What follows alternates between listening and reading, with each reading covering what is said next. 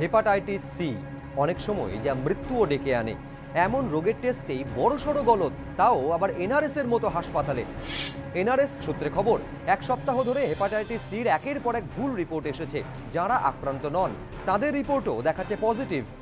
কিন্তু কি করে বোঝা গেল এই সমস্যা? হাসপাতাল সূত্রে খবর, মাইক্রোবায়োলজি বিভাগে হেপাটাইটিস সি পরীক্ষার একাধিক রিপোর্ট পজিটিভ এসেছে, যা দেখে সন্দেহ হয় চিকিৎসকদের। এরপর সেই সব রক্তের নমুনা অন্য জায়গা থেকে আনা কিটে পরীক্ষা করতেই ধরা পড়ে গলদ। সূত্রের খবর, পরিস্থিতি এমন জায়গায় পৌঁছেছে যে মাইক্রোবায়োলজি বিভাগ থেকে জানানো হয়েছে উন্নত মানের কিট না আসা পর্যন্ত সোমবার থেকে তারা আর হেপাটাইটিস সি পরীক্ষার নমুনা জমা নেবে না।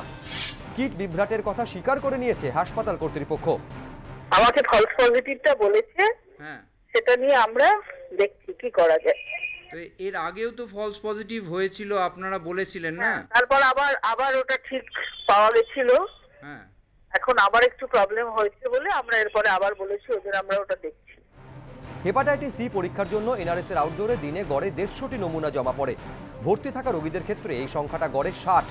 চিকিৎসকদের আশঙ্কা, হেপাটাইটিস সি পরীক্ষা বন্ধ হলে ব্যাহত হতে পারে অস্ত্রোপচার এবং আউটডোর পরিষেবা। মাসখানেক আগে একই পরিস্থিতি তৈরি হয়েছিল এনআরএস এ, তারপর আবার। ইতিমধ্যে বিষয়টি স্বাস্থ্য ভবনে জানানো হয়েছে, যেখান থেকে এই কিটগুলি আসে সেই সেন্ট্রাল মেডিকেল স্টোরকেও জানিয়েছে এনআরএস কর্তৃপক্ষ। এই প্রেক্ষাপটে চিকিৎসকদের বক্তব্য, কিট বিভ্রাটের জেরে পরীক্ষা রিপোর্টে ভুল এলে রোগী বা রোগীর পরিজনেরা তো তাদেরই কাঠগড়ায় তুলবেন। ঝিলম করঞ্জায়, এবিপি আনন্দ, কলকাতা।